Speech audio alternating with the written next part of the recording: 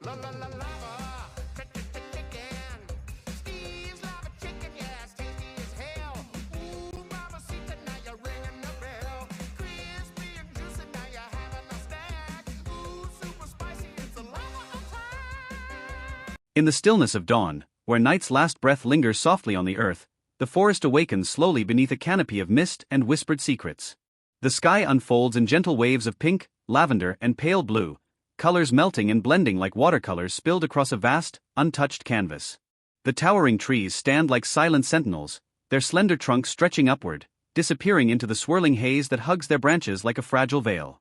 Each leaf, each blade of grass glistens with dew, catching the faintest hint of morning light, shimmering like tiny jewels scattered by unseen hands.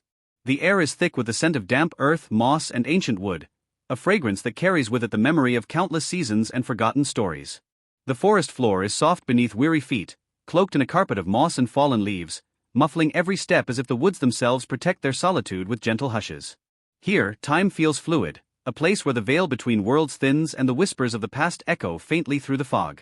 Shadows weave and twist, fleeting glimpses of shapes half seen, stones carved with cryptic symbols worn smooth by centuries, trees whose bark bears the faint impression of faces watching silently from their ancient perches, eyes hollow yet knowing. A lone figure stands at the edge of this living tapestry, cloaked in deep midnight blue that blends seamlessly with the shadows. Her hair, streaked with silver like threads of moonlight, frames a pale, resolute face marked by a faint scar beneath her left eye, a testament to trials faced and battles fought.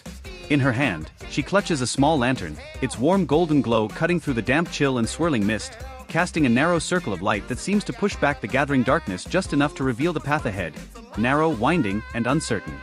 I stand at the edge of this ancient forest, where dawn's first light barely touches the ground beneath towering trees cloaked in mist. My cloak flutters like a shadow in the cold breeze, but inside, my heart burns with purpose. This path, narrow and twisting, is the only way forward. Every step I take feels heavier, but I cannot stop. Aaron, my brother, vanished into this shadowed realm long ago, and I promised I would find him. The air smells of damp earth and moss, familiar yet foreign, like a dream I once had but cannot forget. The forest watches me with silent eyes, and I feel its breath, slow and steady, like a pulse beneath the leaves. I clutch my lantern tightly, the only light against this thickening darkness. The glow flickers, but it does not falter, just as I cannot falter. Whatever waits beyond this veil, I will face it. For Aaron. For the promise I made. The shadows are no longer just around me. They are a part of me now, wrapped tight as the cold stone that binds my heart. I remember the world beyond the forest, the sun on my skin, the laughter of my sister. But here, in this realm between realms, time fractures, and the light fades. I see her, Ellen, walking toward this darkness with a fire that in all shadow and smother. She should not have come.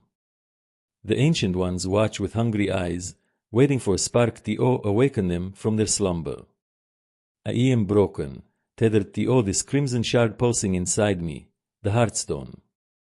It gives me strength and chains me in equal measure. Freedom is a distant dream, but seeing her, it stirs a flicker of hope.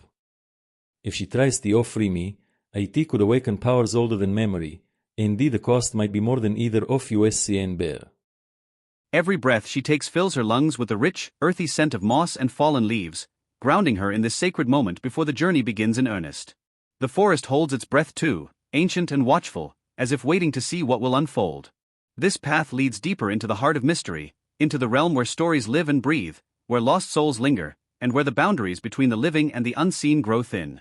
Here, legends say, one can find the answers hidden beneath layers of time, if one is brave enough to seek them. Her footsteps are soft but purposeful as she moves forward, the lantern's glow casting dancing shadows on twisted roots and knotted bark. The mist curls like silent fingers around her legs, reluctant yet unable to halt her determined advance. Every rustle of leaf, every distant call of a waking bird, every sigh of wind through the branches adds to the symphony of this waking forest, alive, ancient, and full of untold secrets waiting to be uncovered.